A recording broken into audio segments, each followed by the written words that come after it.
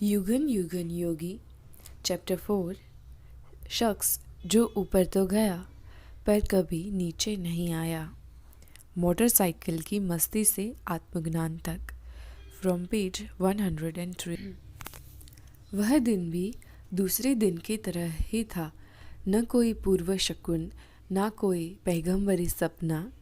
23 सितंबर 1982 का दिन जग्गी के जीवन का एक व्यस्त कामकाजी दिन था।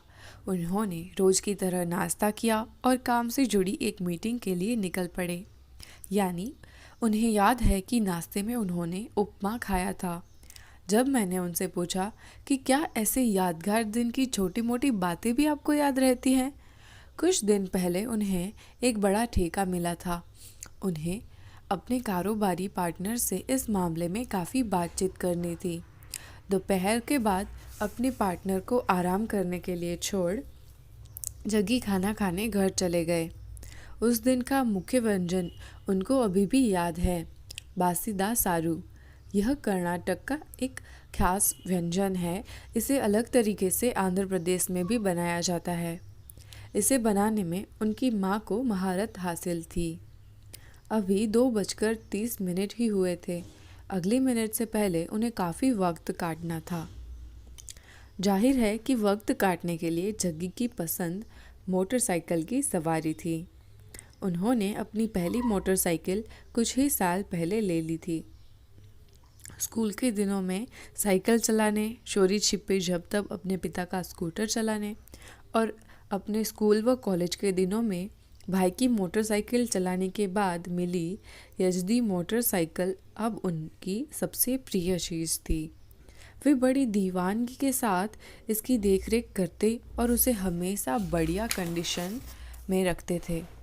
अब उनके कई ऐसे दोस्त थे जो उनकी तरह मोटरसाइकिल के दीवाने थे और उनके साहसी अभियानों में साथ देते थे। लेकिन किसी और में जोखिम भरे कारनामों को आखिर हद तक ले जाने का इरादा जग्गी जितना पक्का नहीं था। अगर किसी रात जग्गी गोवा जाना तय कर लेता तो वो तुरंत निकल पड़ते। साथ आने के लिए दूसरों का इंतज़ार करने का सवाल ही नहीं था। जग्गी जानते थे कि योजना बनाने का मतलब है अंतहीन तालमेल, और इसके लिए उनमें सब्र नहीं था। लोग आपके साथ सिर्फ उतनी दूर तक चलने को राज़ी होते हैं जितना उनके लिए सुविधाजनक होता है। जब वह सीमा पार हो जाती है तो वे साथ छोड़ देते हैं। कम लोग ही आखिर तक साथ निभाते हैं, पर मैं हमेशा से उनमें से एक रहा हूँ जो एक बार मन बना ले तो आखिर तक करते हैं।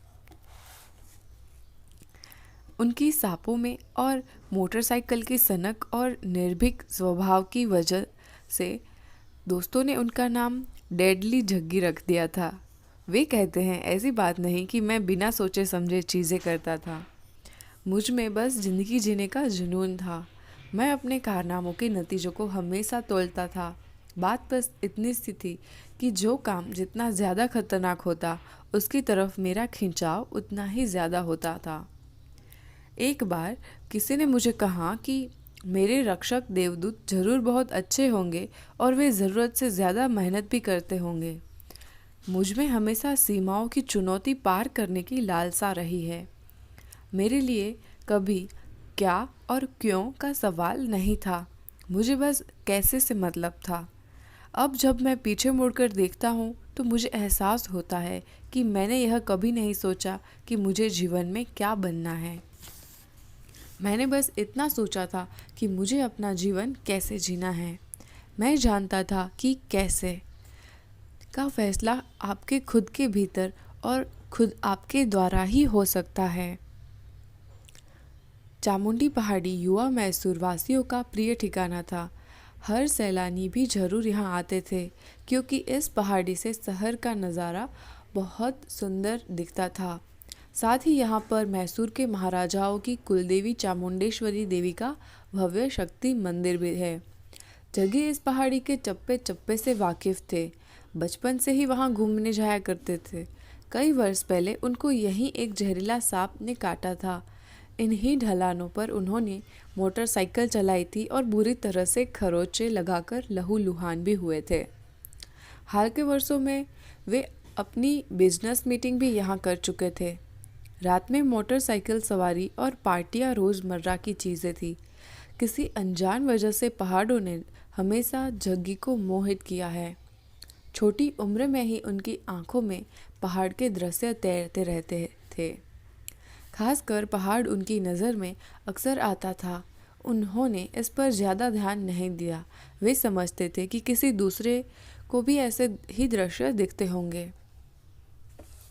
जग्गी की अगली मीटिंग शुरू होने में अभी 1 घंटा बाकी था तो वे चामुंडी की तरफ चल पड़े।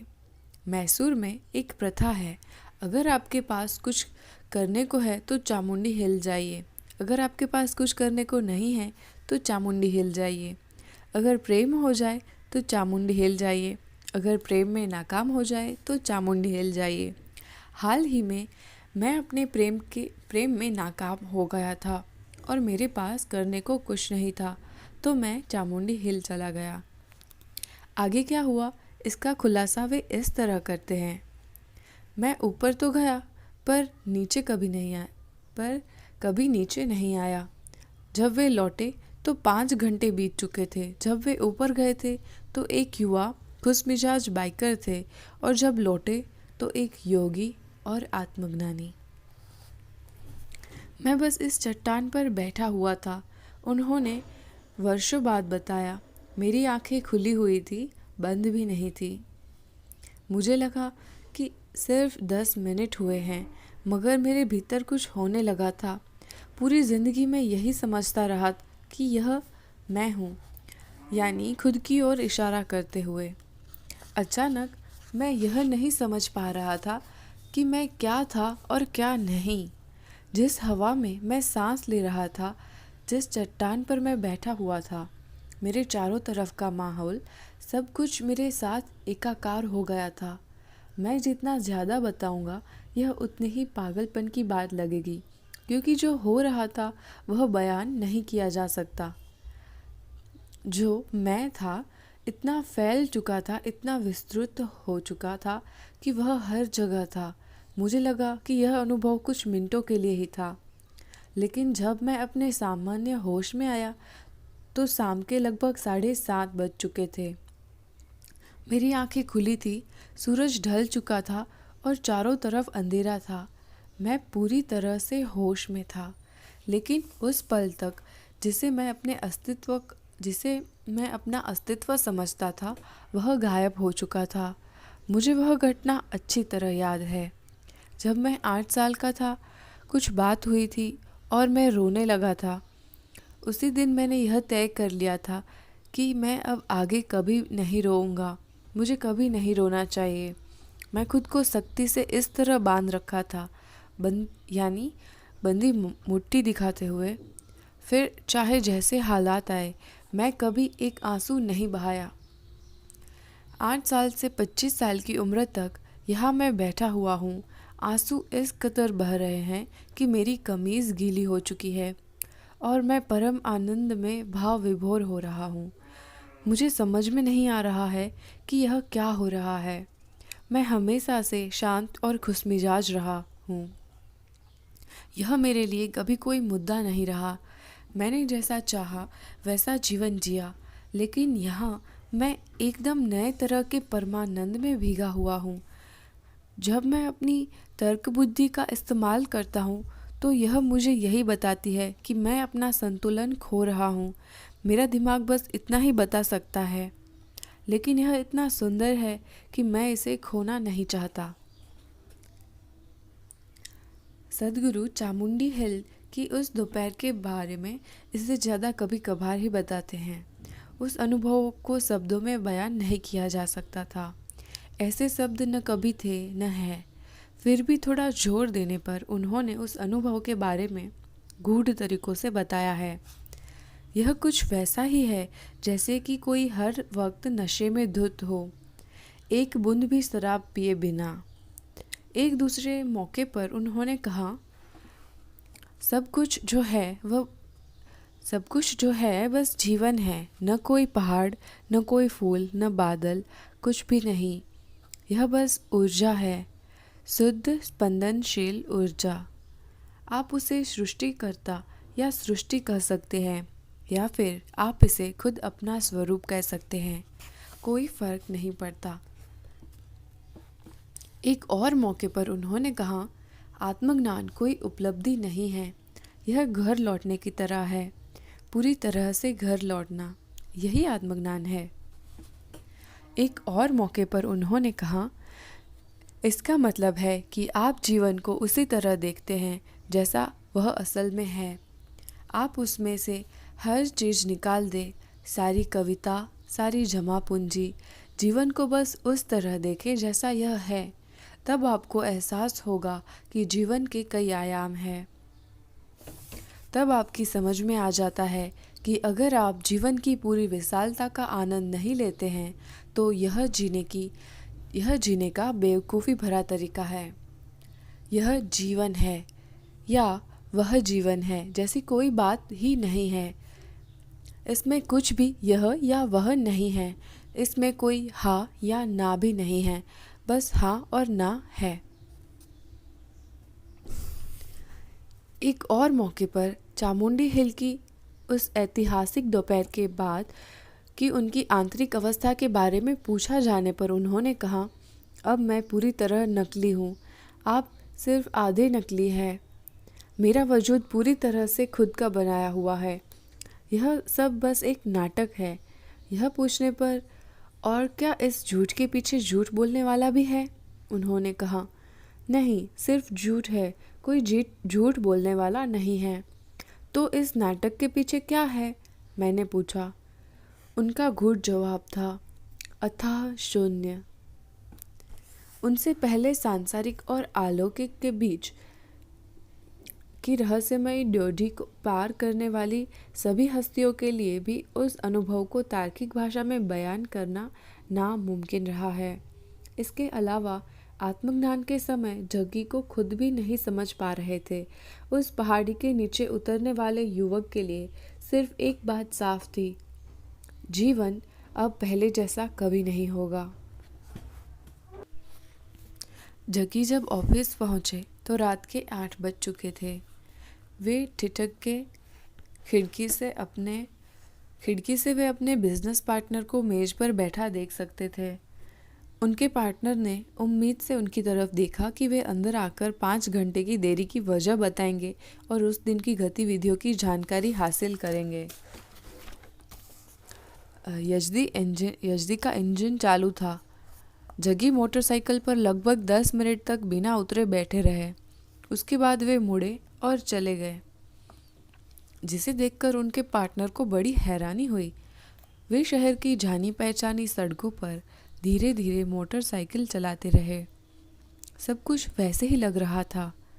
मैसूर की रात में कोई बदलाव नहीं आया था। उस रात वे 10:30 बजे घर पहुंचे। उन्होंने किसी से कोई बात नहीं की और यंत्रवत भोजन किया। उस रात वे 3 बजे तक बिस्तर पर बैठे रहे। 1 हफ्ते के बाद उनको वही अनुभव फिर से हुआ। उस वक्त वे अपने परिवार के साथ खाने की मेज पर थे। अचानक उनका सिर फटने लगा। उन्हें लगा कि यह सिर्फ कुछ मिनटों के लिए था, लेकिन 7 घंटे बीत चुके और एक और मौके पर 13 दिन बीत गए। मैं पूरे 13 दिन बस बैठा रहा, वे कहते हैं। इन 13 दिनों में मैंने न कुछ खाया, न सोया, न टॉयलेट गया। मैं बस बैठा रहा था। मेरे अपने अनुभव में बस 15 या 20 मिनट जैसा ही लगा। तो मेरे अनुभव में समय का एहसास खत्म होता जा रहा था। इसे संतुलित करने में और इसे हर वक्त की जीती जागती हकीकत बनाने में मुझे लगभग 6 हफ्ते का समय लगा। इस अनुभव को अपने भीतर स्थिर करने में मुझे थोड़ा और वक्त लगा। जो हो रहा था उसकी वजह समझ से परे थी। उनका परिवार भी उनकी तरह ही चकराया हुआ था। उन्होंने कुछ दोस्तों से इस बारे में बात की, लेकिन वे भी अनजान थे। कुछ ने पूछा कि क्या उसने कोई नशे की चीज़ खा ली है। हालत तेजी से बदलने लगे। उनके पिता के रेलवे अस्पताल से आई एक नर्स अचानक उनके पैरों पर गिर पड़ी। दूसरे भी अनजाने में वैसे ही करने लगते। एक ऐसे इंसान के लिए जिसने अपनी जिंदगी में कभी किसी के पैर नहीं छुए, जग्गी के लिए यह बड़ा विचित्र अनुभव था। उसे भी ज़्यादा बेतुका तब लगा जब लोग उनसे अपना भविष्य पूछने लगे। एक ने तो उसने अपनी बेटी की शादी की तारीख निकालने के लिए कहा। इधर जग्गी को भी इस बात का एहसास था कि वह पहले जैसे नहीं रहे। असल में उनकी सूरत भी बदलने लगी थी। सिर्फ चेहरे के हाव भाव ही नहीं, बल्कि उनके नाक नक्श, आंखों का आकार, आवाज़ और यहाँ तक कि शारीरिक बनावट में भी बदलाव आ गया। दूसरे लोगों का ध्यान भी इन बदलावों की तरफ गया। वे कहते हैं, मेरी आवाज़ बदल गई थी। आंखें पहले के मुकाबले ज़्यादा बड़ी और चमकदार हो गई थी। इस शारीरिक रूपांतरण की वजह क्या थी? वे कहते हैं, जो कुछ हुआ वह उनकी पूरी भीतरी संरचना का पुनर्गठन था। पिछले 13 वर्षों से लगातार किए गए योग का फल अब मिला था।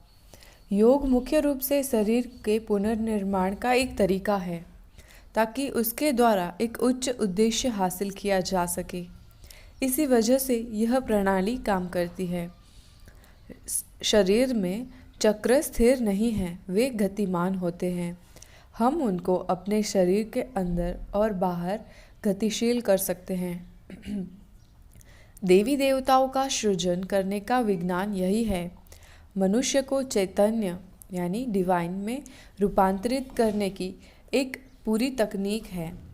मानव शरीर हार्ड मास के एक पुतले की तरह भी काम कर सकता है और सृष्टि के स्रोत के रूप में भी। मनुष्य का मेरुदंड सिर्फ हड्डियों का एक अनूठा ढांचा ही नहीं, यह ब्रह्मांड की धुरी भी है। यह बस इस बात पर निर्भर है कि आप अपने शरीर का पुनर्गठन किस तरह से करते हैं। मेरे अपने मामले में शारीरिक तौर पर एक बेहद सक्रिय इंसान होने की वजह से मैंने अपने शरीर को इस तरह चलाना सीख लिया था मानो उसका अस्तित्व ही न हो। मेरा शारीरिक पहलू बहुत शांत हो गया। पहले वह सारी तीव्रता मेरे शरीर में थी। लोग भी इसे महसूस करते थे। अगर मैं किसी कमरे में घुसता तो इसका मतलब कुछ न कुछ करना होता था। पर अब मैंने अपने शरीर को अलग ढंग से चलाना सीख लिया। मेरे चक्रों के पुनर्गठन का यह भी मतलब था कि मैं अलग अलग हालात में अलग अलग किस्म का इंसान हो सकता हूँ। यह चीज़ आज भी बरकरार है।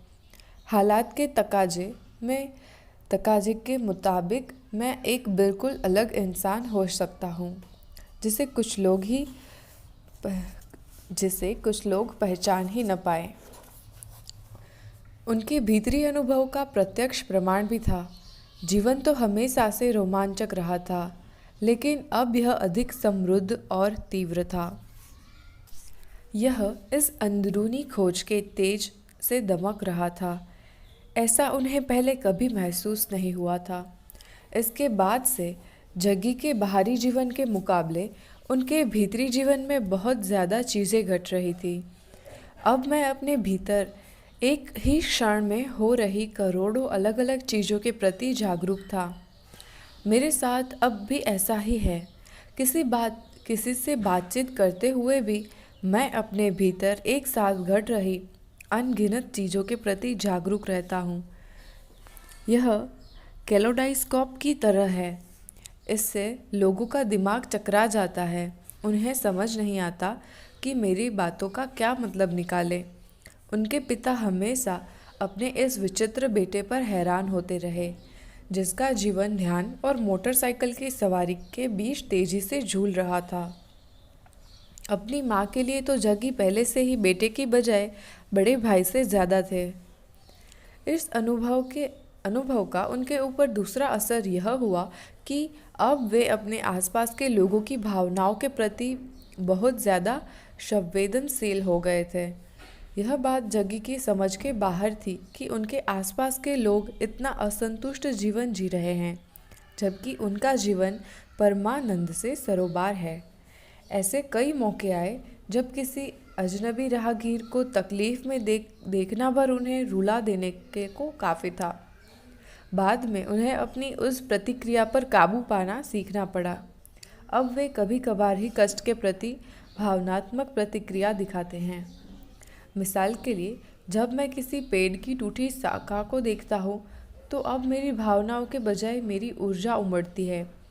कभी कभार ही मैं भावुक होकर प्रतिक्रिया करता हूँ। ऐसा करना मेरे लिए एक लग्जरी जैसा है। मैं अब भी दूसरों की तकलीफ के प्रति बहुत संवेदनशील हूँ, लेकिन अब यह एक मनोवैज्ञानिक या भावात्मक प्रतिक्रिया कतई नहीं है। चामुंडी हिल की उस दोपहर के 6 हफ्ते बाद जग्गी ने अपना कारोबार छोड़ दिया। उन्हें किसी ऐसी चीज़ का हिस्सा बने रहना अनुचित लगा जिसमें उनके हाल में हासिल बोझ से फ़ायदा उठाया जा सके। उनका यह फैसला नैतिकता के किसी मुद्दे का नहीं, बल्कि जीवन की उनकी समझ का नतीजा था। अब वे अपने अनुभव से जान गए थे कि नैतिक आचार विचार बस असल जीवन की नकल ही है। अब वे पहले से ज़्यादा स्पष्ट रूप से जानते थे कि उनको कभी नैतिकता से प्रेरित होकर काम करने की ज़रूरत नहीं है, बल्कि केवल अपनी मानवता से प्रेरित होना काफ़ी है। वे सहज ही कहते हैं, अब दूसरों के मन की बात जान लेना और किसी से बिल्कुल वही काम करा लेना जो मैं उससे चाहता था मेरे लिए आसान हो गया था। अब भी मैं ऐसा कर सकता हूँ, लेकिन इसका क्या दुख है? यह तो किसी 5 साल के बच्चे के साथ गोल्फ खेलने जैसा है। मैं ऐसा नहीं करना चाहता। यह कोई नैतिकता का सवाल नहीं है, बल्कि जीवन की सुंदरता यानी एस्थेटिक्स का सवाल है। ईशा का विभिन्न व्यावसायिक क्षेत्रों में विस्तार होने पर भी मीटिंग में खुद जाने की बजाय आज भी वे अपने प्रतिनिधि को ही भेजते हैं।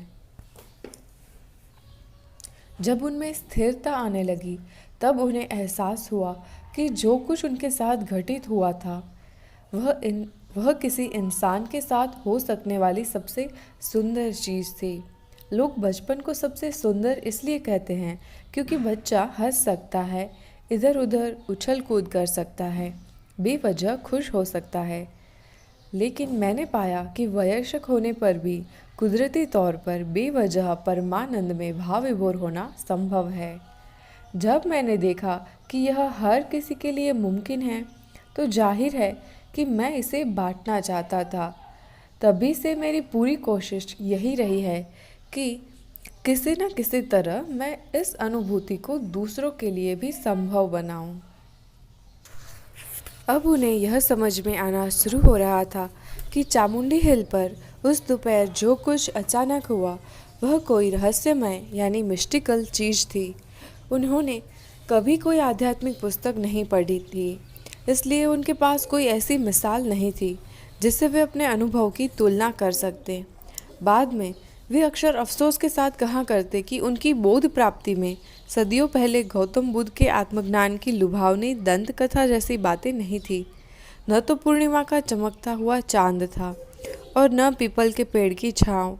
उसके बदले उनके चारों तरफ दोपहर की चिलचिलाती धूप और पथरीली दक्षिणी चट्टानें थी। फिर भी नतीजा वही था, निजी तौर पर उतना ही महत्वपूर्ण, जीवन को उतना ही रूपांतरित करने वाला। अगर बुद्ध ने उसके बाद के कई हफ्ते अपनी स्पष्ट अंतर्दृष्टि का आनंद लेते हुए और अपने वर्षों तक चलने वाले मिशन की तैयारी करते हुए बिताए थे, तो जग्गी ने भी वही किया। मैं अपनी आंखें मूंद लिया करता और किसी चट्टान पर या किसी पेड़ के नीचे बैठ जाता और बस मेरा जीवन सार्थक हो चुका था। कुछ दिनों के उपरांत मैंने सचमुच यही सोचा, यही तो सब कुछ है और अब कुछ और करने को बचा ही क्या है। यही तो संपूर्णता है। अब सवाल बस प्रस्थान की योजना बनाने का रह गया था। मैंने सोचा कि बस कुछ समय के लिए यहाँ रहूँगा, इस अवस्था की सुंदरता का भरपूर आनंद लूँगा, उसके बाद फिर अपने ही ढंग से इस नश्वर शरीर को त्याग दूंगा। उस समय मुझे जानने वाले लोग मुझे हमेशा इस बारे में बात करते हुए सुनते कि मैं कब दुनिया से कूच करूंगा।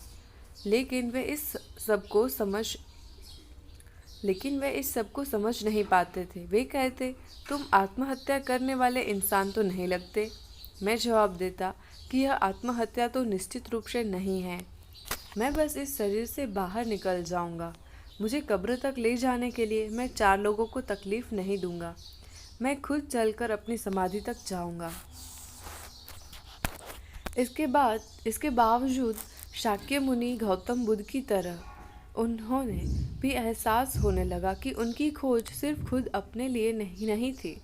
हालांकि एक रहस्यमय वैरागी का जीवन लुभाने वाला था, फिर भी यह उनके लिए नहीं था।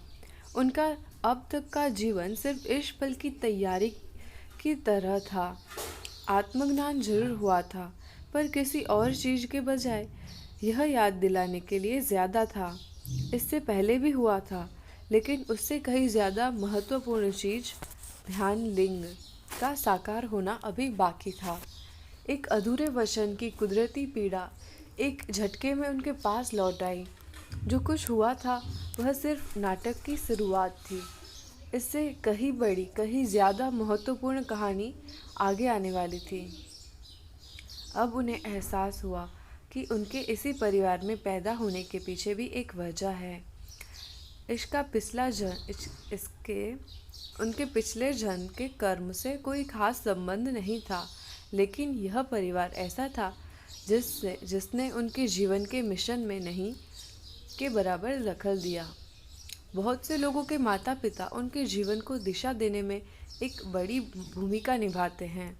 मैंने यहाँ जन्म लेना इसीलिए चुना क्योंकि यह परिवार सबसे कम दखल देने वाला था। मेरी माँ को थोड़ा आध्यात्मिक रुझान था। 9 साल की उम्र में उनको एक योगी ने नंदी हिल पर दीक्षा दी थी। उन्होंने मेरे जीवन में किसी तरह की बाधा नहीं डाली।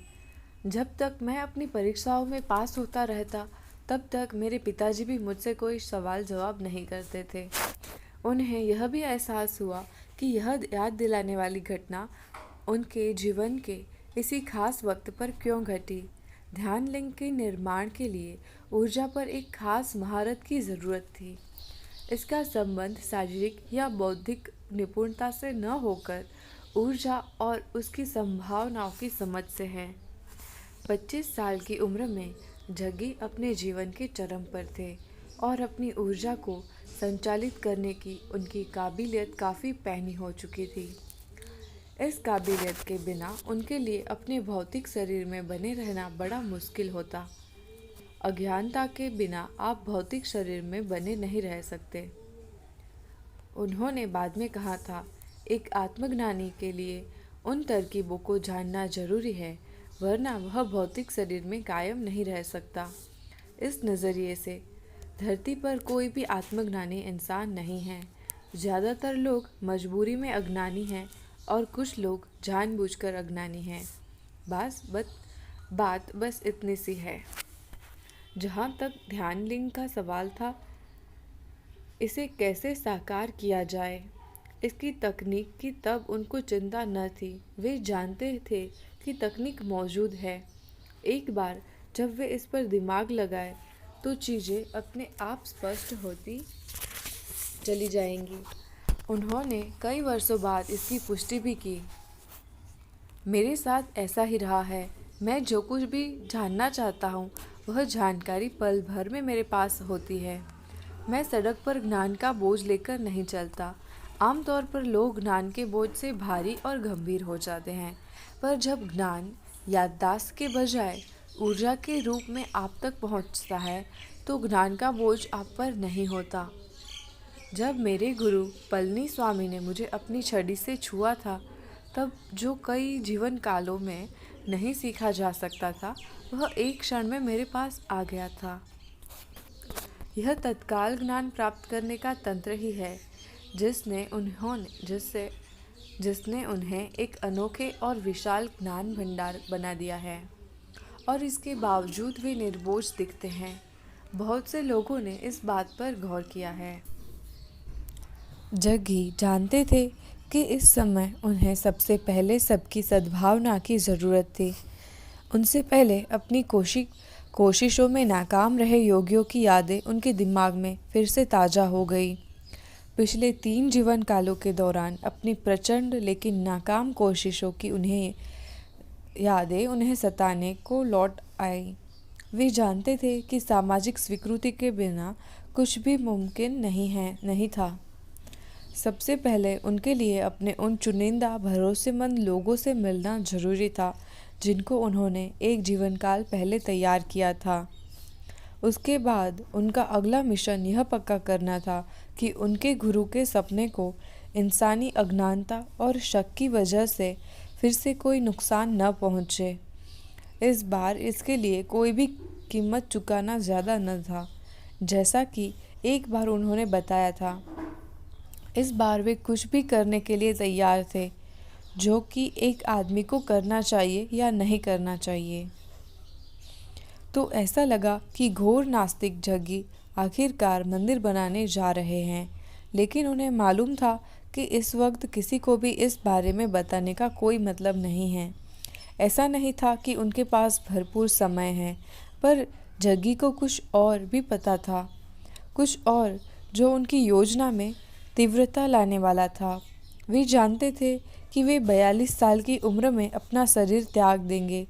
इसका अर्थ था अपने जीवन के बाकी बचे 13 वर्षों में पूरे जोर शोर से काम करना।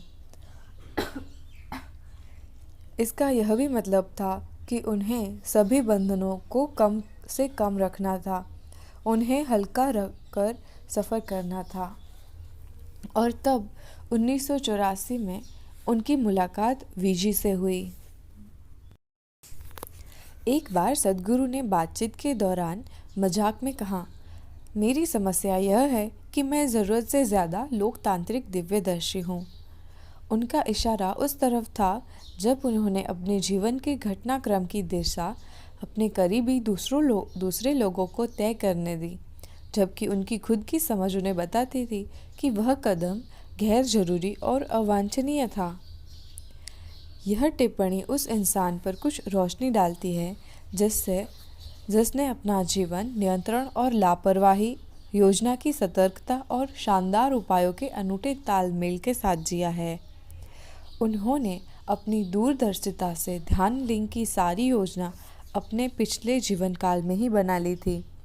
हमेशा से विद्रोही जग्गी ने दुस्साहस भरा जीवन जिया, लेकिन कभी भटके नहीं। जागरूकता और दीवानगी, इसी सिद्धांत पर उन्होंने कभी ध्यान लिंग के निर्माण का खाका तैयार किया था। इसलिए इसमें अस्थिर और अप्रत्याशित का होना भी जरूरी था। इस नज़रिए से देखें तो शायद उन्हें आत्मज्ञान मिलने के बाद का घटनाक्रम ज़्यादा हैरान नहीं करेगा। सबसे पहले 1 साल तक खुद में सीमित रहने, ध्यान और यात्रा करने के बाद जग्गी ने योग सिखाने का फैसला किया। उनमें अपने अद्भुत अनुभव को दूसरे लोगों तक पहुंचाने की चाह थी। जब मैंने पाया कि बड़े होने पर भी हम बिना किसी कारण के आनंद विभोर हो सकते हैं, तो मैं इसे दूसरों के साथ साझा करना चाहता था। तब से यही मेरी कोशिश रही है। मैंने योग इसलिए चुना क्योंकि बहुत कम उम्र से ही मैं इसका अभ्यास करता रहा हूँ। मैंने महसूस किया कि मेरे भीतर जो कुछ हो रहा है उसे व्यक्त करने के लिए यही जरिया सही रहेगा। अपने मिशन को कारागार करने के लिए उन्हें जिन लोगों से जुड़ने की ज़रूरत थी, उनके संपर्क में आने के लिए यही तरीका तर्कसंगत लगा। योग की पहली क्लास के लिए लोगों को आकर्षित करना आसान नहीं था। मैसूरवासी उनके एक जोशीले मोटरसाइकिल सवार और सफल कारोबारी के तौर पर जानते थे, मगर बहुत से लोगों को इस बात से शक हुआ कि उन्होंने अपना काम धंधा छोड़कर ऐसी जीवन शैली अपना ली थी जो लोगों को आलस भरी दिखती थी। सद्गुरु याद करते हैं, पूरे साल मैं बस खाली बैठा रहा क्योंकि सिर्फ बैठे रहना मेरे लिए सबसे शानदार अनुभव था, लेकिन इससे मुझ पर एक खतरनाक इंसान होने का ठप्पा लग गया। बहुत समझाने बुझाने खुशामद करने और ज़ोर ज़बरदस्ती के बाद 7 लोग मेरे कार्यक्रम में आने के लिए तैयार हुए। पहला कार्यक्रम रोज़ाना 2 घंटों के लिए 4 दिन का था। दूसरे दिन की क्लास 5 घंटे तक चलती रही और ऐसा ही तीसरे दिन भी हुआ। फिर सबकी मांग पर कार्यक्रम को 6 दिन का बना दिया गया। उसके बाद पीछे मुड़कर देखने की ज़रूरत नहीं पड़ी। आगे चलकर कार्यक्रम की बनावट और ढांचे में बदलाव और सुधार करके उसे ईशा योग के वर्तमान स्वरूप में ढाला गया। लेकिन इसकी शुरुआत उन 7 छात्रों से हुई। उन 7 छात्रों से ही हुई जिन्होंने एक अज्ञात शिक्षक पर भरोसा करके एक अनजान डगर पर चलने की हिम्मत की थी। ऐसा जोखिम उठाने के लिए जग्गी उनके आभारी थे। वे कुछ सिखा सकते थे। यह बात जग्गी के साथ साथ उनके छात्रों को भी पहली बार पता चली। एक तरह से अगर देखें तो यह महज उनकी प्राथमिकता में आया बदलाव मात्र था। पहले मोटरसाइकिल की देखरेख महत्वपूर्ण थी और अब भीतरी देखरेख महत्वपूर्ण हो गई, मगर इसने उनका और बहुत से दूसरे लोगों का जीवन स्थायी तौर पर बदल दिया। सद्गुरु कहते हैं, उसके बाद से मैंने पीछे मुड़कर नहीं देखा। इन कार्यक्रमों में लाखों लोग भाग ले चुके थे। यह विकास के कई चरण से गुजर चुका है और अब हमने इसे ऐसा रूप दे दिया है कि यह हर तरह से लोगों के लिए कारागर है। उस समय इसका स्वरूप तय नहीं हुआ था। मुझे जैसे अच्छा लगा वैसे ही मैंने सिखाया। आध्यात्मिक माहौल से मेरा कभी वास्ता नहीं पड़ा था और ना ही मैंने कुछ पढ़ा था। अभी भी मैं आध्यात्मिक रूप से शिक्षित नहीं हूँ, इसलिए लोग मुझे सद्गुरु कहते हैं, जिसका मतलब है एक अशिक्षित गुरु। हंसते हुए वे आगे बढ़ते हैं। इसका शाब्दिक अर्थ है वह जो भीतर से प्रकट होता है, जो शास्त्रों या धर्म ग्रंथों या ऐसी किसी चीज़ के बारे में नहीं जानता। कुछ समय तक जग्गी ने अपनी खुद की कक्षाएं चलाई। फिर उन्होंने ऐसे ही लक्ष्यों वाले दूसरे योग संगठनों की छत्र छाया में काम करने का फैसला किया। उद्देश्य भले ही एक से रहे हो, पर उन्होंने शुरू से ही एहसास था कि जिनके साथ वे जुड़े थे उनमें से किसी को भी उनके जैसा भीतरी अनुभव नहीं हुआ है। पर मिलकर काम करने के अपने फ़ायदे थे। इससे वे अपने काम का बोझ जितना चाहे हल्का रख सकते थे। मैंने देखा कि इनमें हर एक के पास हर किस्म की युक्तियाँ, तरकीबें और तकनीकें थी, लेकिन उनके पास कोई अनुभव नहीं था। मेरे पास गहन अनुभव था, पर तरीका या तकनीक नहीं थी। दूसरों के तरीके को देखने से मुझे मदद मिली। इससे कम यह साफ तौर पर सीखने को मिला कि क्या नहीं करना चाहिए। यह बहुत कीमती योगदान था। कई स्तरों पर आध्यात्मिक गतिविधियों में लगे लोगों के कुछ समूह को सिर्फ देखकर यह समझना कि क्या चीज़ नहीं की जानी चाहिए। उनमें से कुछ ने अपने ही तरीके से ईशा कार्यक्रम में योगदान दिया है। जाने अनजाने में ही उन लोगों को कुछ ऐसी चीज़ें मिल गई थी जिनकी कीमत वे नहीं जानते थे। वही बातें मैंने भी चुनी और आगे चलकर उनसे एक बिल्कुल अलग चीज़ बना दी। ईशा योग में जो हम करते हैं वह कई तरह से अनोखा है। इस धरती पर और कहीं भी योग को इस तरह से पेश नहीं किया जाता। विषय सामग्री एक जैसी हो सकती है, लेकिन जिस तरह से इसे प्रस्तुत किया जाता है, जिस आयाम और गहराई में इसे पेश किया जाता है, वह जहाँ तक मुझे मालूम है कहीं और नहीं किया जाता। उन्होंने अपने पोल्ट्री फार्म से आने वाले किराए की आमदनी पर साधारण भोजन करके और सिर्फ 3 जोड़ी जेन से गुजारा किया। वे योग सिखाने की फ़ीस नहीं लेते थे। योग कक्षा से जमा हुए पैसों को वे क्लास के आखिरी सत्र में सबकी मौजूदगी में अनाथालय, वृद्धाश्रम या दूसरी ऐसी संस्थाओं को दान कर देते थे। इसके बाद वे मोटरसाइकिल पर सवार होकर 1 महीने के लिए गायब हो जाते। अपने लक्ष्य के प्रति अपने लक्ष्य के प्रतिबद्धता उनकी मूल रूप से आज़ाद प्रकृति को बांध नहीं सकी। उनके आध्यात्मिक बोध को 2 साल ही बीते होंगे कि उनकी शादी हो गई। इसके 6 साल बाद उनकी एक संतान भी हुई। इस स्वच्छंद दिव्यदर्शी व योगी को एक गृहस्थ बनने की क्या ज़रूरत थी? क्या वे भूल गए थे कि वे 42 साल की उम्र में उनका अपना शरीर छोड़ना था? उस इंसान के लिए जो जानता था कि उसके जीवन का बस एक ही लक्ष्य है, क्या यह कदम भी पूरी तरह असंगत नहीं था?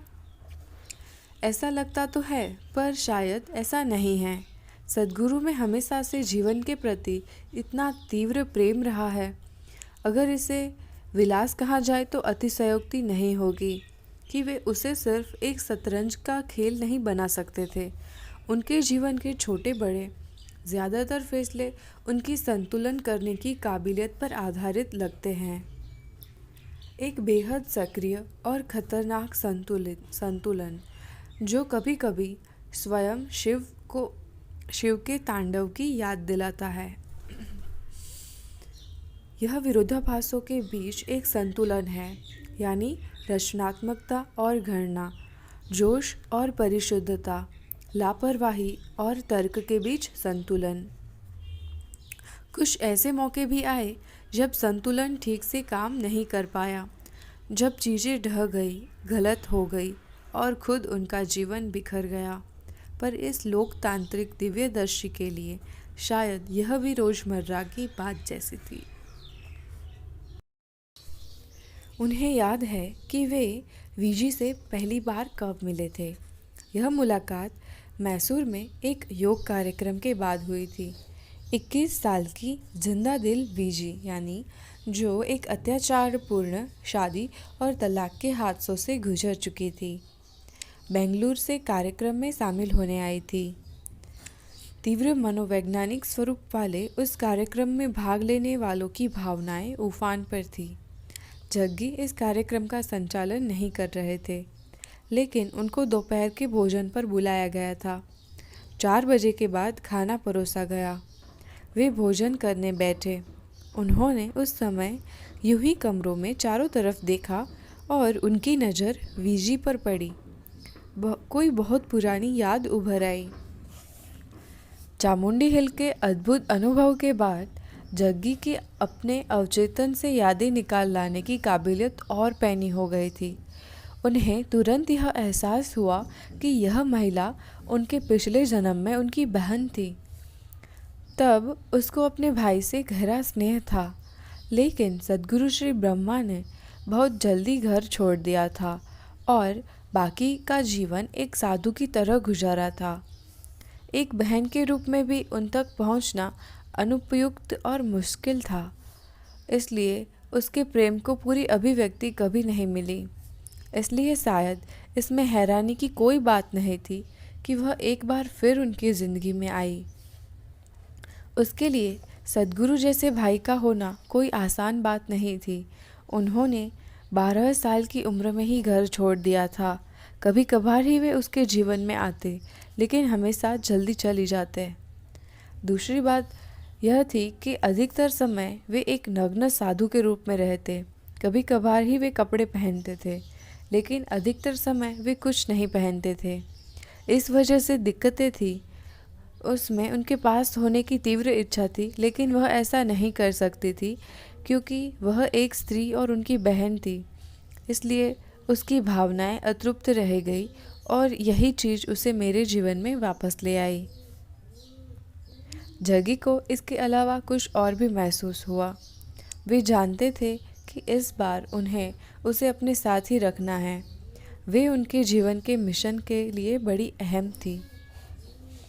वीजी ने उन्हें अपनी ओर देखते पाया। किसी अनजान वजह से वह उठकर उनके पास आ गई। उससे भी ज़्यादा आश्चर्य की बात यह हुई कि वह बेवजह ही रोने लगी। भावनाओं के उभरने के मामले में यह एक अंडवास कार्यक्रम था, इसलिए यह बात किसी के अटपटी नहीं लगी। जग्गी शांतिपूर्वक खाना खाते रहे। खा चुकने के बाद वे उठे और चले गए, लेकिन उस शाम कार्यक्रम के औपचारिक समापन के बाद वे सहभागियों के साथ जलपान के लिए शामिल हुए। वहीं उन दोनों की पहली बातचीत हुई। एक दिन बाद वीजी ने बेंगलुरु से उन्हें चिट्ठी लिखी। इसमें उन्होंने प्रिय भाई कहकर संबोधित किया। सद्गुरु कहते हैं, मज़े की बात यह थी कि वह इस बात से अनजान थी कि उसने ऐसा लिखा था। यह उसकी मेरे लिए पहली चिट्ठी थी और वह प्रिय जग्गी लिखना चाहती थी, पर उसने प्रिय भाई लिख डाला। मैं उससे सिर्फ एक दिन ही मिला था। वह एक किशोर युवती थी और उस मौके पर मैंने उससे कुछ नहीं कहा था। लंबे अरसे तक वह चिट्ठी मैंने अपने पास रखी। बहुत समय बाद मैंने उससे पूछा, क्या तुम जानती थी कि तुमने प्रिय भाई लिखा था? वह बोली, मैं भला आपको भाई क्यों लिखने लगी? जब मैंने उसे चिट्ठी दिखाई तो वह अवाक रह गई। उससे यह एहसास भी नहीं था कि उसने ऐसा लिखा था। चिट्ठी में वीजी ने स्वीकार किया था कि उनके संपर्क में रहने की उसकी प्रबल इच्छा है। आकर्षण तुरंत पैदा हुआ था और दोनों तरफ से था। अगर वीजी जग्गी के जोश, जीवन से प्रेम, रोमांच की वजह से आकर्षित हुई थी, तो जग्गी को वीजी का बच्चों जैसा उल्लास और पल भर में दुखी और खुश हो जाने की काबिलियत पसंद आई थी। वह कभी बीच की स्थिति में नहीं होती थी। वह या तो बहुत खुश होती थी या फिर उदास। किसी पल अगर वह हंसती रहती और अगले ही पल रोने लगती थी। बड़ा सोचते हुए वे कहते हैं, यह सच है कि वह मेरे जीवन में कुछ जल्दी आ गई। अगर ऐसा बाद में हुआ होता तो शायद मुझे शादी करने की ज़रूरत महसूस न होती। आज मेरे जीवन में ऐसे बहुत से लोग हैं जिनके साथ मैं करीब रहकर काम करता हूँ और उनसे मेरे गहरे आध्यात्मिक संबंध है। इसके लिए शादी करने की ज़रूरत नहीं है।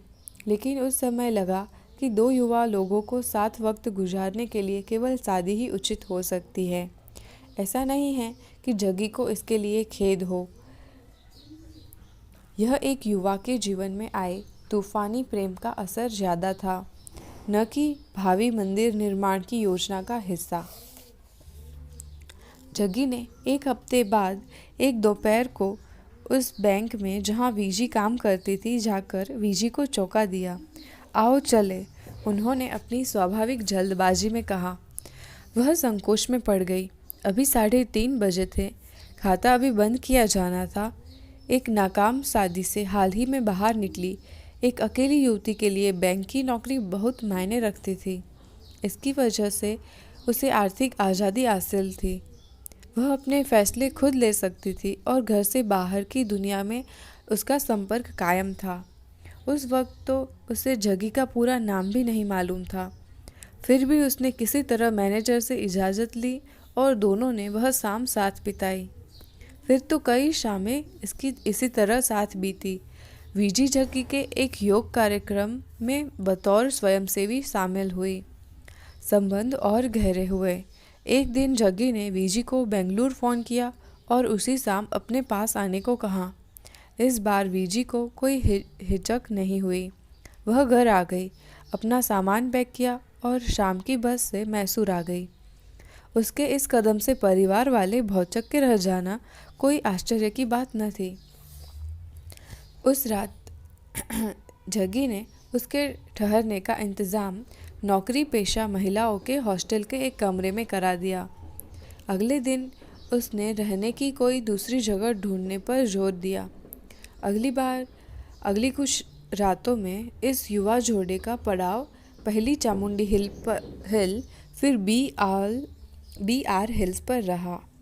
इसी दौरान जग्गी को घोमंतगिरी में एक कार्यक्रम संचालित करना था। इस कार्यक्रम के बीच में ही दोनों ने मैसूर से 1.5 किलोमीटर दूर इरुप्पु के खूबसूरत झरने के पास छुट्टी मनाने का फैसला किया। जग्गी यहाँ अक्सर आया करते थे और वे झरने के पास कैंप भी लगा चुके थे। महाशिवरात्रि का मौका था और गांव में मेला लगा हुआ था। शाम होने पर दोनों गांव के ही एक छोटे से शांत मंदिर रामेश्वर में गए। वह जगह बिल्कुल सही थी। धीमी रोशनी, उनका मनपसंद माहौल और दोनों ने शादी करने का फैसला कर लिया। हिंदू पंचांग के अनुसार इससे ज़्यादा शुभ मुहूर्त नहीं हो सकता था। इसी दिन शिव और पार्वती विवाह सूत्र में बंधे थे। भले ही उस समय उनको इसका एहसास न रहा हो, पर जग्गी और वीजी शिव की पावन संगत में थे। वे हंसी में कहते हैं कि शिव ही उनके फैसले के एकमात्र गवाह थे। इस घटना के तुरंत बाद ही जग्गी ने अपने पिता के घर के पास की एक गली में एक मकान किराए पर ले लिया। इस घटना के तुरंत बाद ही जग्गी ने अपने पिता के घर के पास की एक गली में एक मकान किराए पर ले लिया। 3 दिन बाद उन्होंने गृह प्रवेश किया। वहाँ एक नारियल का पेड़ और रेत का ढेर था। इस नज़ारे का पूरा करने में बस कमी थी तो समुद्र की, बस इतनी सी कमी थी। इसे पूरा करने के लिए युवा जोड़े के पास कल्पना और रोमांस की कमी नहीं थी।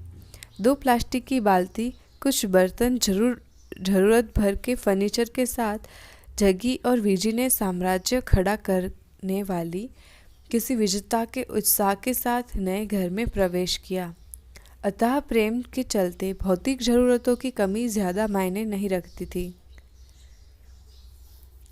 एक बार मैंने उनसे पूछा कि उनके लिए शादी का मतलब क्या था। क्या इससे कोई बंधन महसूस हुआ?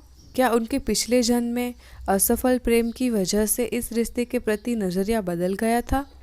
उन्होंने जवाब दिया, इस रिश्ते को मैंने परिपक्वता के एक अलग स्तर से देखा। मैंने अपनी पत्नी को एक खूंटी की तरह कभी नहीं देखा। मेरी शादी मेरे इर्द गिर्द रची हुई थी, लेकिन मैंने अपना जीवन शादी के इर्द गिर्द कभी नहीं रचा। इसका मतलब यह नहीं कि मैं वीजी से प्रेम नहीं करता था। मैंने हर संभव तरीके से उससे रोमांस किया, अपने जीवन में उसे एक फूल की तरह स्वीकार किया, न कि एक खूंटी की तरह जो बस एक सहारे के लिए हो। एक और मौके पर जब मैंने उनसे पूछा कि एक दिव्यदर्शी व योगी जो चीज़ों को उसी तरह देखता है जैसे कि वे वास्तव में हैं, उसके जीवन में रोमांस की क्या भूमिका हो सकती है, तो उन्होंने जवाब दिया, मैं एक सूर्योदय को देखता हूँ, उसका विश्लेषण कर सकता हूँ, साथ ही मैं इसका आनंद भी ले सकता हूँ।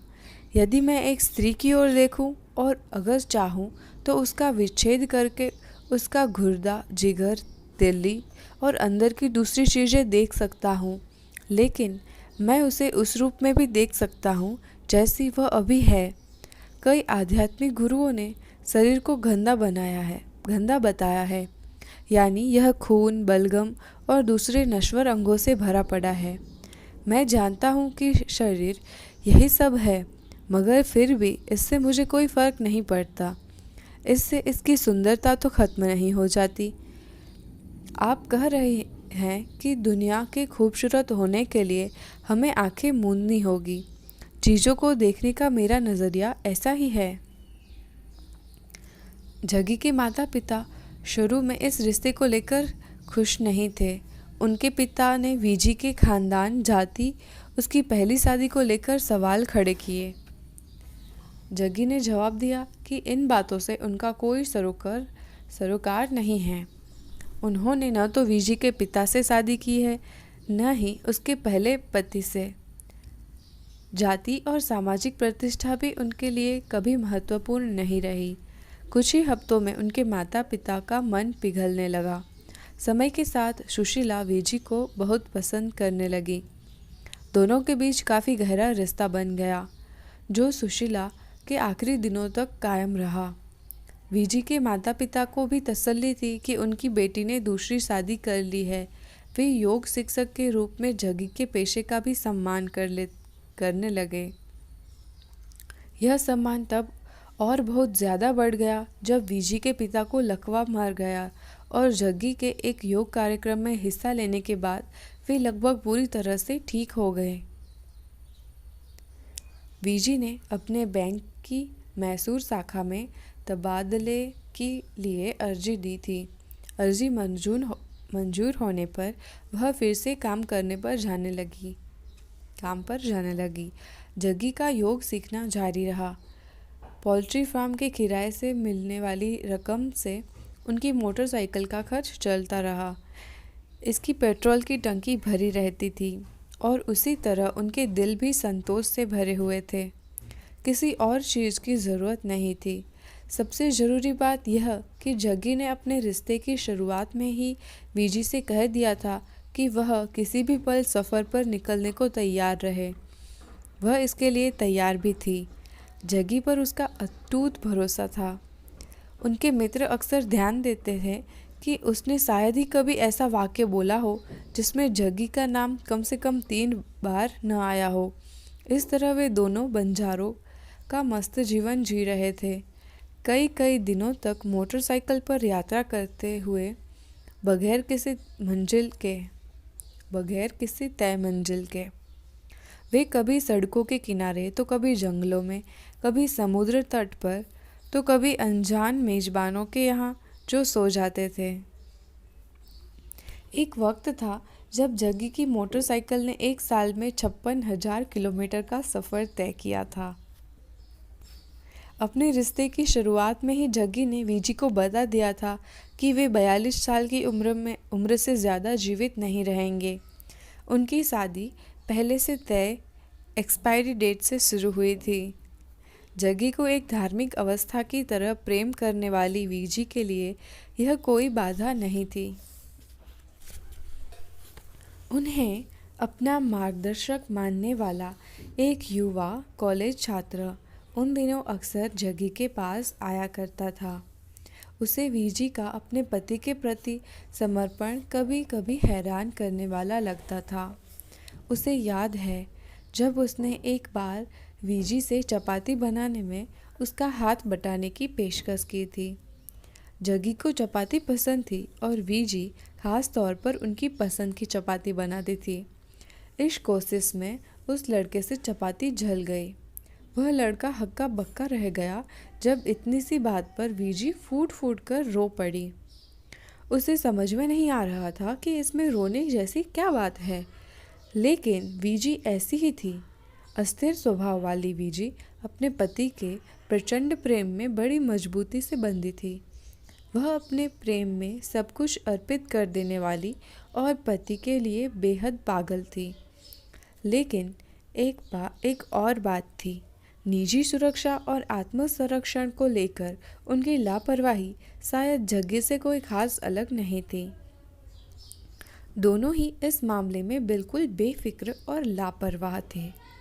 जग्गी के मामले में उनकी स्वच्छंदता तर्क और दूरदर्शिता से संतुलित हो जाती थी, जो एक भावी गुरु की अपने दीर्घकालीन मकसद की योजना बनाने और उसका आंकलन करने की काबिलियत का संकेत थी।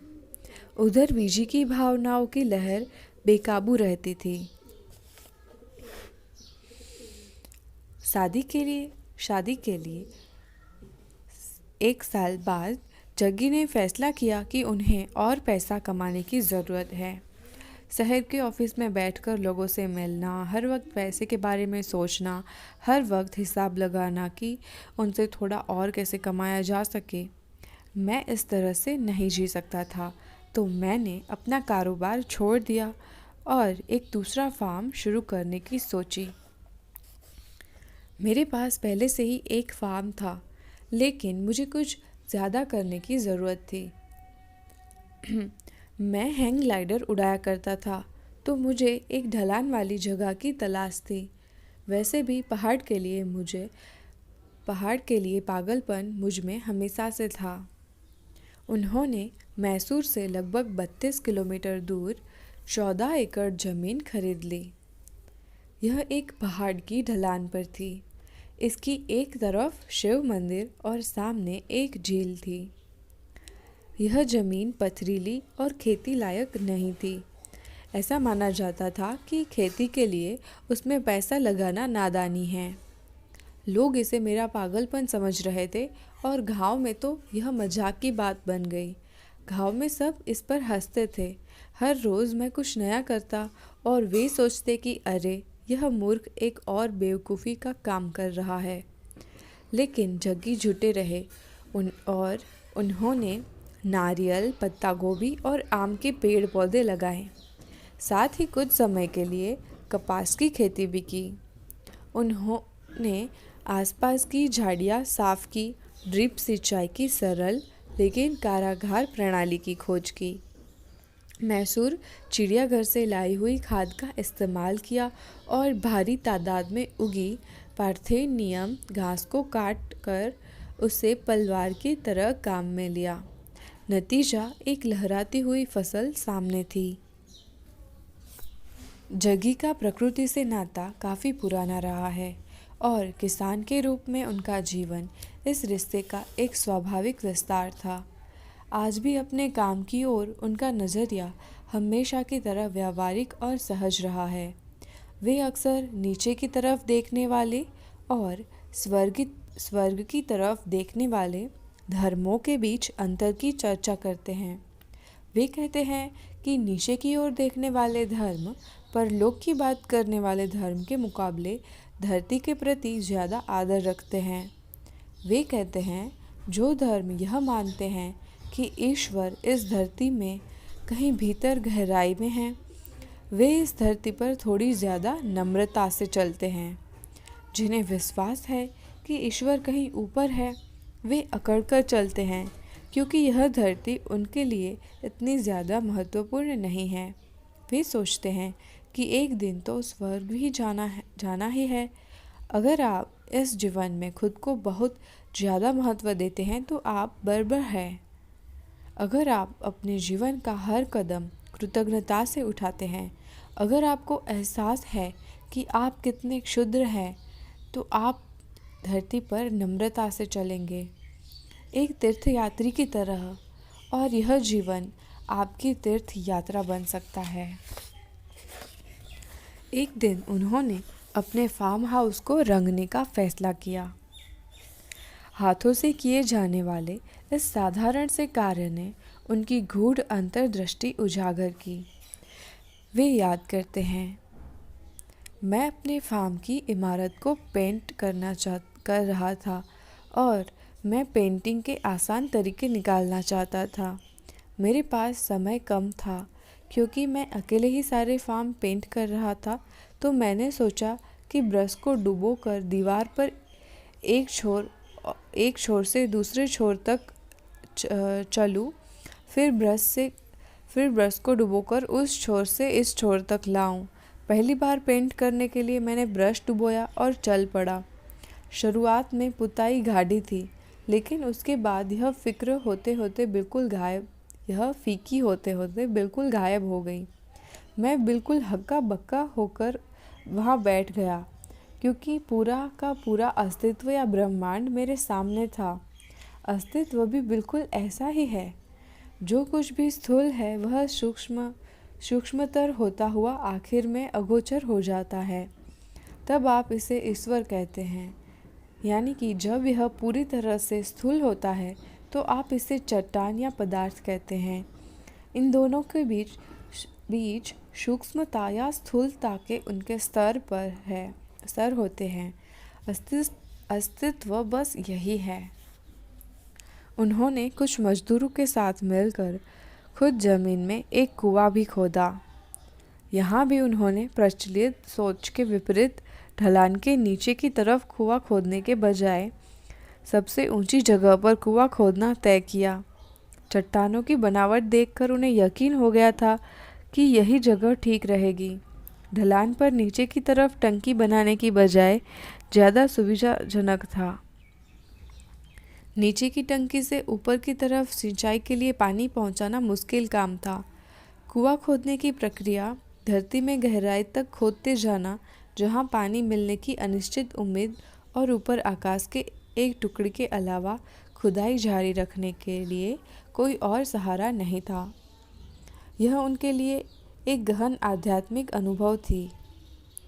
जब उन्होंने 18 फुट की गहराई पर पानी मिल गया तो अविश्वास से गांव वालों की आंखें फटी रह गई। आखिर यह किसी चमत्कार से कम नहीं था। कुछ समय के बाद वे सहकारी खेती की संभावना पर विचार करने लगे। यह ग्रामीण विकास के उनके व्यापक सपने के अनुरूप था। इसमें संपत्ति का निजी स्वाभिमान छोड़कर सामूहिक स्वामित्व वाली 1000 एकड़ की जमीन पर आधुनिक फार्म तैयार करने और संसाधन जुटाकर नकदी फसल की खेती करने की योजना थी, जिससे खूब लाभ मिल सके। उन्होंने कई छोटे किसानों को इसके लिए तैयार कर लिया और परियोजना छोटे छोटे चरणों में शुरू हो गई। मैंने सोचा कि हम कृषि स्नातकों के साथ मिलकर 1000 एकड़ का फार्म बनाएं, बैंक से लोन लेकर ट्यूबवेल और ड्रिप सिंचाई का इंतज़ाम करेंगे। 7-8 अलग अलग फसलें उगाएंगे, जिनमें अगर एक फसल सफल नहीं भी होती तो दूसरी उनकी भरपाई कर देगी। जमीन के उपजाऊ होने और गुणवत्ता के आधार पर अलग अलग हिस्से बनाएंगे। जहाँ तक आपस में आमदनी बांटने का सवाल था, तो यह तय किया गया कि सबको इसका बराबर हिस्सा मिलेगा। मैंने इस रूपरेखा पर काम करने की कोशिश की। मैंने इन फसलों को नए और उन्नत तरीकों से उगाने के बारे में आलेख लिखना भी शुरू कर दिया। मैंने वहाँ उगने वाली हर एक फसल के बारे में कुल मिलाकर करीब 800 पेज लिख डाले। मेरा मानना था कि अगर हमने खेतों का एकीकरण कर लिया तो फिर वहाँ कुछ भी करना आर्थिक लाभ ही देगा। 2 या 3 एकड़ के खेत में चाहे आप कुछ भी करने की कोशिश करें, वह कारागार नहीं होता। जब आप सिर्फ एक फसल उगाते हैं और अगर वह बाजार में असफल हो जाए तो आप बर्बाद हो जाते हैं। आप फिर से कर्ज में डूब जाते हैं, आत्महत्या जैसी चीज़ों के बारे में सोचने लगते हैं। लेकिन जब आप 8 फसलें उगाई जा रही हो और उनमें से एक फसल कामयाब नहीं होती, तो भी आप दूसरी फसल से कुछ कमा सकते हैं। यह कमाई सब में बँट सकती है। लेकिन उन्हें इस बात का भी एहसास था कि सिर्फ आर्थिक सुधार ही काफ़ी नहीं होगा। उन्हें मालूम था कि असली रूपांतरण का स्रोत हर इंसान के गहनतम अंतर मन में है, जो अक्सर शुष्क हो जाता है और जहाँ सुदूर आकाश का एक टुकड़ा भी नहीं दिखता। सिर्फ भौतिक खुशहाली से वहाँ तक पहुँचना संभव नहीं था। चीज़ें तब अचानक गड़बड़ हो गई जब उनका शहतूत फार्मिंग का प्रयोग नाकाम हो गया। जग्गी की योजना शहतूत की पत्तियां रेशम के कीड़े पालने वालों को बेचकर कमाई करने की थी। फसल अच्छी हुई थी। फसल काटने में सिर्फ 1 महीना रह गया था। एक दिन जग्गी ने अपने एकमात्र सहयोगी से कहा कि फार्म के आसपास की सूखी जंगली घास को सावधानी से जलाकर साफ करने का वक्त आ गया है। ऐसा वे मैसूर से लौटने पर करने वाले थे। कुछ दिनों बाद मैसूर से लौटते वक्त वे पहाड़ों की चोटी पर मोटरसाइकिल खड़ी करके वहाँ थोड़ा ठहरे, जैसा कि वे अपने फार्म और आसपास के इलाके को देखने के लिए अक्सर करते हैं। इस बार उन्हें सिर्फ जलकर काली पड़ी जमीन ही दिखी। हैरान होकर जब वे बाइक पर आगे बढ़े तो उन्होंने गांव वालों को खामोश, फीके पड़े चेहरे से अपनी ओर देखते पाया। किसी के बर्बाद होने पर ही लोग उसे इस तरह देखते हैं। वे कहते हैं, हर कोई मेरी तरफ ऐसे देख रहा था जैसे यह आदमी तो बर्बाद हो गया। वे अपनी ज़मीन पर पहुँचे तो देखा कि सारा फार्म जलकर राख हो गया था। उनका सहयोगी उनके आने से 10 मिनट पहले ही गायब हो गया था, लेकिन अपनी डर से कांपती बीवी को कुछ सफाई देने के लिए पीछे छोड़ गया था। उसने रो रो कर हाथ हिला हिलाकर जो कुछ बयान किया, उससे जग्गी को कुछ जानकारी निकाल पाए। उस उत्साही कर्मचारी ने अपने मालिक की गैर मौजूदगी में झाड़ियों में आग लगाने का फैसला ले लिया था, लेकिन मिनटों में ही आग बेकाबू हो गई। उसने हालत पर काबू पाने की पूरी कोशिश की, लेकिन सारा फार्म उसकी आंखों के सामने आग की चपेट में आ गया। कहने को कुछ बचा ही नहीं। मोटरसाइकिल की आवाज़ सुनते ही मेरे सहायक पहाड़ों की तरफ भाग गया। उसने सोचा कि मैं उसे मार डालूंगा। मुझे जानकारी देने के लिए उसने अपनी पत्नी को वहां छोड़ दिया था, क्योंकि उसे यकीन था कि मैं उसकी पत्नी को नहीं पीटूंगा।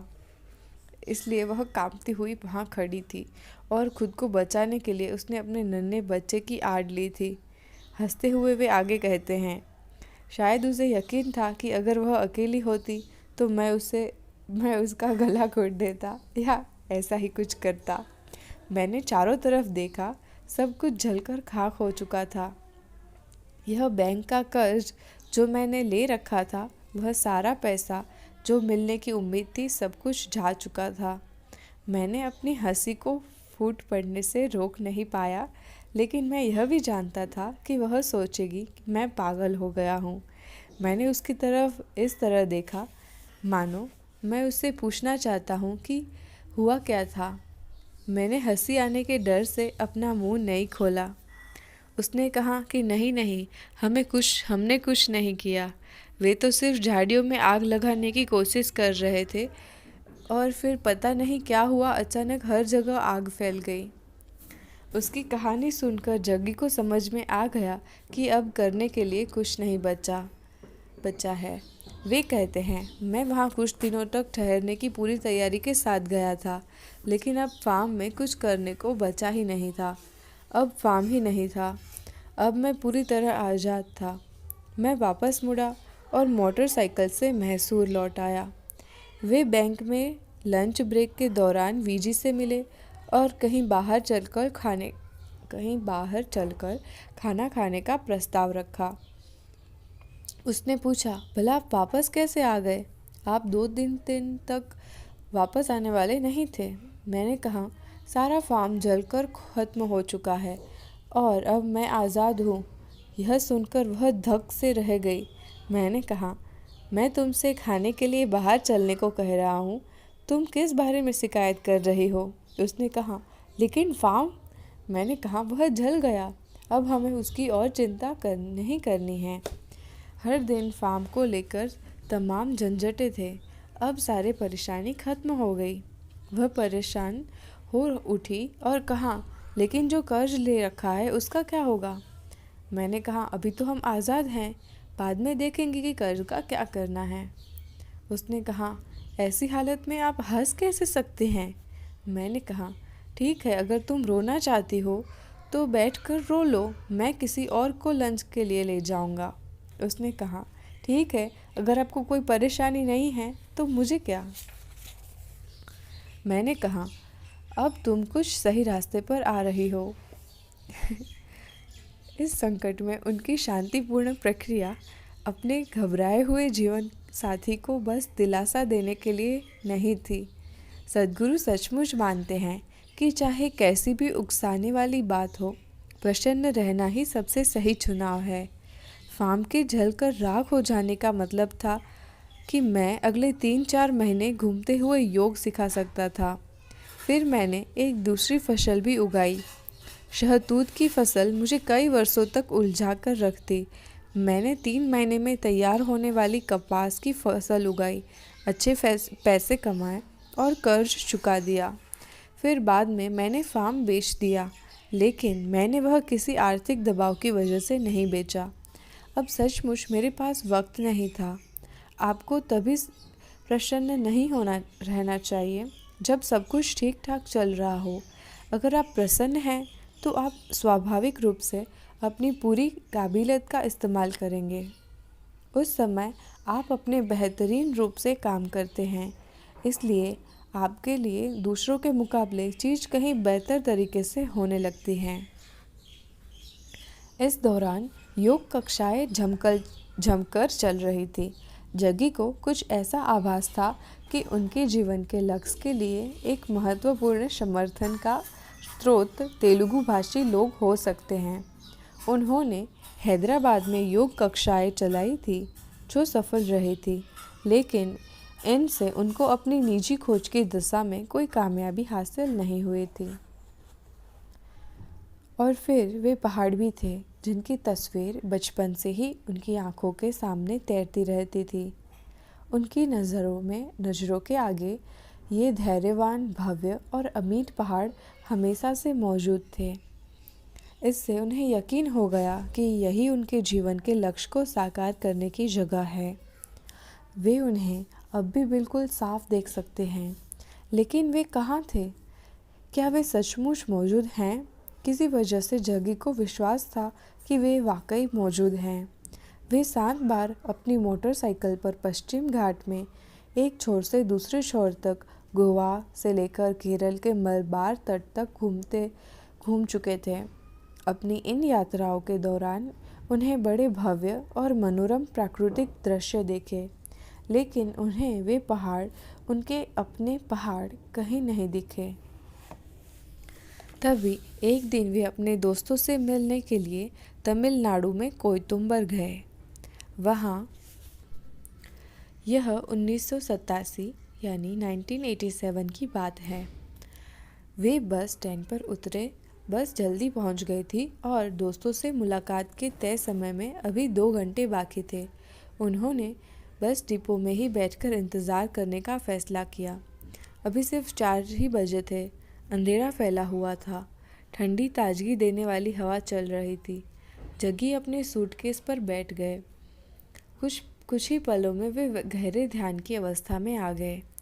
उन्हें करीब 5 साल पहले चामुंडी हिल पर बोध प्राप्ति के तुरंत बाद अपने पिछले जन्म की याद ताज़ा हुई थी, लेकिन उनकी यादों के कुछ हिस्से अब भी धुंधले थे। उनका मिशन किस दिशा में साकार होगा, इस बारे में उनकी कई अटकलें थीं, लेकिन वे ज़्यादा साफ नहीं थी। उस ध्यान ने उनकी बची कुची भूली हुई यादों पर से पर्दा हटा दिया। 2 घंटे बाद जब वह अपने दोस्तों का अभिवादन करने के लिए उठे, तब उनके मन में कोई शक नहीं बचा था। अब उन्हें मालूम था कि उन्हें अपने जीवन के लक्ष्य को किस जगह पर साकार करना है और कहाँ उनको अपने निष्ठावान साथी मिलेंगे। इससे यही होना था, यहाँ इन रूपहले पहाड़ के शहर में, यही इस धरती पर जहाँ सद्गुरु श्री ब्रह्मा ने अपने जीवन काल में खूब यात्रा की थी। यह कोयतुंबर ही तो था। चैप्टर 4 शख्स जो ऊपर तो गया पर कभी नीचे नहीं आया, यहाँ पर समाप्त होता है। अगले 5th चैप्टर में हम सुनेंगे करुणा के वेश में षड्यंत्र।